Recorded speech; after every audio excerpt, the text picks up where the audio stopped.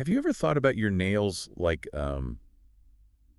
tiny little plants? I mean, they need water just like any other plant to be healthy and strong. You reached out because you wanted to know more about nail health. So we're doing a deep dive today on hydration and nail health. And get this, did you know your nails actually have a whole system for transporting water? Like tiny internal plumbing. Yeah, it's true. These microscopic channels carry water within the nail, and they're really important for their strength and flexibility. Whoa, okay, that's already blown my mind. So it's not just about drinking water for our bodies, it's like directly affecting how strong our nails are. Absolutely. It's just like a plant. When a plant doesn't get enough water, it wilts Right. and it gets brittle. Same with our nails. If Yeah. they don't have enough hydration, they lose their flexibility and then they break more easily. That makes so much sense. Right. So how much water should we be aiming for? Is there some like magic number for nail hydration? Well, research shows that nails are healthiest at about 16% water content. Yeah. And even if it goes a little below that, you might see difference in their strength and how they look. 16%. Wow, okay, I wouldn't have guessed that. So are our nails like the first thing to show that we're dehydrated? A lot of times, yeah. And the signs can be all sorts of things. You might see dullness or brittleness or even those vertical ridges that people get. Sometimes it's dehydration. Okay, let's get into those signs. hmm I want to be a nail detective. What should we be looking out for? One of the most obvious ones is brittleness. So if your nails are always breaking or chipping or splitting, that could be a sign. So like if I'm typing and my nail just snaps off, should I like grab a glass of water? Well, maybe. It could be a sign you need more water. Of course, there are other things that can cause brittle nails too, but dehydration is a big one. Another thing to watch out for is peeling or flaking, especially at the edges of your nails. It's like the nail is drying out and the layers are separating. Oh, I definitely get that. Sometimes it feels like my nails are just flaking away. What else should we be looking for? Vertical ridges are another common one. They run from the tip of your nail down to the cuticle. They can be kind of subtle or they can be really obvious. And it's not always dehydration, but it can be. So if my nails look like a tiny washboard, I need to drink more water. It could be a sign, yeah. Especially if you're noticing other signs of dehydration, too. Okay, good to know. What about white spots? I've always heard that's from not enough calcium, but could it be dehydration too? Those white spots are usually from little injuries to the nail or like Right. trauma to the nail matrix. But if you're really dehydrated, it can actually mess with the keratin molecules in your nails. And that can cause white patches. It's like the nail structure is getting uneven because it doesn't have enough moisture. Wow, so even something small like a white spot could be a sign. What other clues should we be looking for? Pay attention to how flexible your nails are. When they're dehydrated, they can't really bend without breaking. They feel stiff. So if my nails feel more like plastic than a flexible material, that's a bad sign. Exactly. Your nails should have a bit of give to them. And dehydration can also make the surface of your nails rough or uneven. It's like they're parched, like they're just craving some water. That's a great way to put it. And in really bad cases, like if someone's dehydrated for a long time, they can even get something called the lamellar dystrophy. It's where the layers of the nails separate and flake off a lot. Okay, that sounds serious. Yeah. I'm definitely motivated to keep my nails hydrated now. Good. It's much easier to prevent these things than to try to fix them once they happen. So we've talked about all these signs of dehydration, but sometimes it can be hard to know for sure if that's the problem. Are there any other things we should be looking at? Yeah, the color of your nails can be a clue. Dehydrated nails can sometimes look kind of yellowish or just pale and unhealthy. So if my nails are looking a little lackluster, it could be that they need more water. Exactly. Think of it like your skin. When you're dehydrated, your skin looks dull. Same thing can happen with your nails. That's a good point. I never thought of it like that. So we know that dehydration is bad for our nails, but what can we do about it? I'm guessing it's more than just using hand cream. Yeah, hand cream can help, but the real key is internal hydration. Okay, so let's talk about that. How do we keep our nails hydrated from the inside out? The simplest thing is just to make sure you're drinking enough water. Aim for at least 8 glasses a day, and more if you're exercising or live in a dry climate. 8 glasses. That sounds like a lot. Any tips for making that easier? Yeah, carry a reusable water bottle with you everywhere. That's a great idea. It's like having a hydration buddy with you all the time. Exactly. And don't wait until you're thirsty to start drinking. Make it a habit to just sip water throughout the day. Even if you don't feel thirsty, your nails will thank you for it. So it's like we have to stay ahead of the thirst game. Yeah. Makes sense. Any other hydration hacks we should know about? We'll get to those in a minute. But first, let's talk about another part of nail health that people often forget about.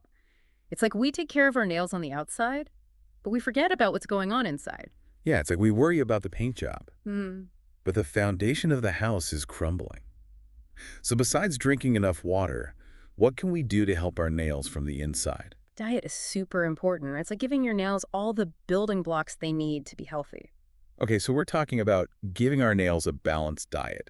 What are some of the key nutrients that are good for nails? Protein is really important. It gives your nails the amino acids they need to make keratin. Keratin is the protein that actually makes up your nails. So think about things like lean meats, poultry, fish, eggs, beans, lentils, things like that. So it's like we're giving our nails a direct delivery of their building material. Yeah. What about biotin? I've always heard that's really good for nails. Biotin is a B vitamin and it helps your body use proteins, including keratin.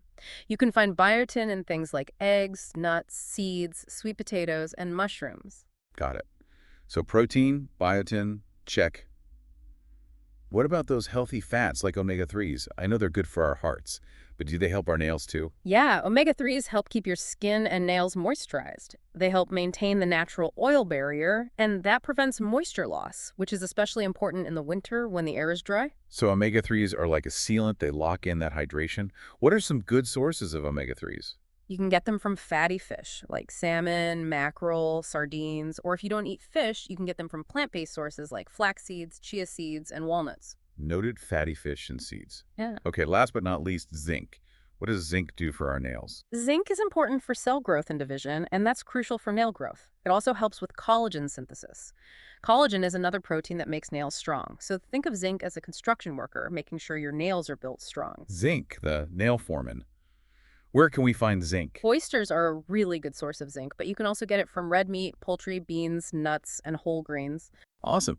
So we're giving our nails a VIP pass to a health spa with all these nutrients. But I'm guessing there are also things we should avoid, right? Like habits or products that can actually dehydrate our nails. Absolutely. If your nails are exposed to harsh chemicals a lot, that can be a problem, like household cleaners, detergents, some nail polish removers. Those things can strip away the natural oils in your nails, and that leads to dehydration. So it's not just about what we put in our bodies, it's what we expose our nails to. Exactly. Wearing gloves when you're using those kinds of products is really important. It's like giving your nails a shield. I love that image. What about water itself? I mean, aren't we supposed to be hydrating? Internal hydration is good, but if your nails are in water for too long, it can actually dry them out, especially hot water. Wait, really? I thought soaking your nails was supposed to be good for them. When you soak your nails, they absorb water and swell up. But when they dry out, they can actually lose more moisture than they gained, so it can end up dehydrating them. Ah, so it's like a sponge that gets squeezed out. Too much of a good thing can be bad. How do we find that balance? Wearing gloves when you're washing dishes or doing other things with water can help. And if you do soak your nails, make sure you pat them dry gently and put on some moisturizer. Gloves are a lifesaver. What about other things that might be dehydrating our nails without us realizing it? Using nail polish too much can be a problem, and harsh nail care products. Some polishes, especially those with acetone, can really dry your nails out. So it's like we're painting our nails with dehydration. Is the solution just to stop wearing nail polish altogether? Not necessarily. You can look for polishes that are acetone-free. And you can use a hydrating base coat to protect your nails. A good top coat can help too. It can seal in moisture and prevent the polish from chipping. And when your polish chips, that exposes your nails to more dehydration. So it's all about creating that protective barrier. Right. And moderation is key. Give your nails a break from polish every now and then. Let them breathe and rehydrate naturally. Like a mini nail vacation. What about filing? Is there a right way and a wrong way to file your nails? If you file your nails too much, it can thin them out. And then they're more likely to get dehydrated and break. So be gentle and only file them when you really need to. Got it. Gentle filing and nail vacations. Anything else? The environment can play a role too. Things like dry climates, low humidity, and cold weather can all dehydrate your nails. So our nails are battling the elements. How can we protect them? Just like you moisturize your skin in the winter, you need to moisturize your nails. Cuticle oil is your best friend. I've seen those little cotton gloves that people wear at night. Do those actually help? Yeah, definitely. Putting on some hand cream or cuticle oil and then wearing cotton gloves every night can really help lock in that moisture. It's like a spa treatment while you sleep. Yeah. I'm sold. But before we get too carried away with all these nail care tips, it's important to remember that hydration isn't the only fag thing that affects nail health, right? That's right. It's just one piece of the puzzle. Okay, so let's zoom out a little. What are some of the other pieces? What else do we need to think about for healthy nails? Well, like we talked about, diet is huge. Making sure you're getting enough protein, biotin, omega-3s, zinc. Those nutrients are like the foundation for healthy nails. It's like building a house. Yeah, You need strong materials. exactly. And just like a house needs regular maintenance, so do our nails. It's important to have good nail hygiene. Okay, so we're talking about more than just filing and polishing. Right. You want to be gentle when you're cleaning your nails, keep them moisturized, avoid using harsh chemicals or tools that can damage the nail bed.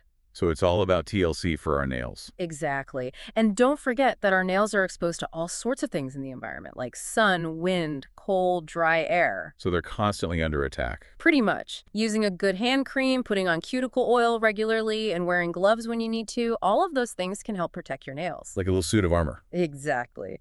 And one final piece of the puzzle, and this is a big one, overall health. Okay, I'm listening.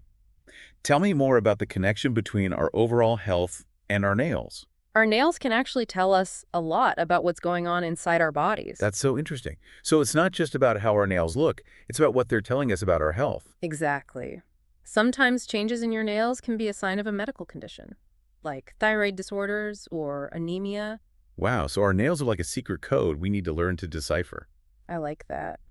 And even if there's not a specific medical condition, our nails can reflect our lifestyle choices, like our diet, how much stress we have, how much sleep we're getting, things like that. So everything is connected. If we want healthy nails, we need to take care of our whole selves. Exactly. It's about nourishing your body, managing stress, getting enough sleep, making healthy choices. It all adds up. Absolutely. And it's important to remember that there's no one-size-fits-all approach to nail health. What works for one person might not work for someone else. So listen to your body, try different things, and find what feels best for you. It's a journey. Well, this has been a really interesting look at nail health. We've gone way beyond just hydration. We've talked about how our nails reflect our overall health and well-being. It's been a holistic exploration of nail care. I couldn't have said it better myself. I hope our listener feels like they can really take control of their nail health and that they see their nails as more than just something to make pretty. Remember, healthy nails are a sign of a healthy you. So true. Nourish your nails, listen to what they're telling you, and take good care of yourself. Until next time, happy hydrating.